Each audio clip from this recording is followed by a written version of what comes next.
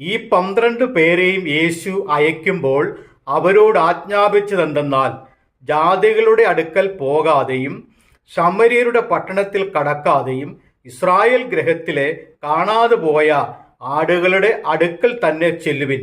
നിങ്ങൾ പോകുമ്പോൾ സ്വർഗരാജ്യം സമീപിച്ചിരിക്കുന്നു എന്ന് ഘോഷിപ്പിൻ. രോഗികളെ സൗഖ്യമാക്കുവിൻ, മരിച്ചവരെ ഉയർപ്പിപ്പിൻ, കുഷ്ഠരോഗികളെ ശുദ്ധമാക്കുവിൻ, ഭൂതങ്ങളെ പുറത്താക്കുവിൻ. സൗജന്യമായി നിങ്ങൾക്ക് ലഭിച്ചു, സൗജന്യമായി കൊടുപ്പിൻ. മടിശീലയിൽ പൊന്നും വെള്ളിയും ചെമ്പും വഴിക്ക് പൊക്കണവും 2 ഉടുപ്പും ചെരുപ്പും വടിയും കരുതരുത്. വേലക്കാരൻ തൻ്റെ ആഹാരത്തിന് യോഗ്യനല്ലോ. ഏത് പട്ടണത്തിലോ ഗ്രാമത്തിലോ കടക്കുമ്പോൾ അവിടെ യോഗ്യൻ ആർ എന്ന് അന്വേഷിപ്പിൻ. പുറപ്പെടുവോളം അവിടെ തന്നെ പാർപ്പിൻ. ആ വീട്ടിൽ ചെല്ലുമ്പോൾ അതിന് വന്ദനം പറവിൻ. വീട്ടിന് യോഗ്യതയുണ്ടെങ്കിൽ നിങ്ങളുടെ സമാധാനം അതിന്മേൽ വരട്ടെ.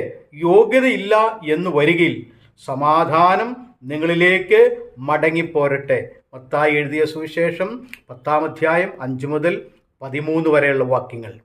വഴിയിൽ പൊന്നും വെള്ളിയും പൊക്കണവും കരുതാതെ കർത്താവായ യേശുക്രിസ്തുവിൻ്റെ മഹത്വമുള്ള സുവിശേഷം വിശ്വസ്തയോടെ സൗജന്യമായി പ്രഘോഷിക്കുവാൻ നമുക്ക് ഉത്സാഹിക്കാം.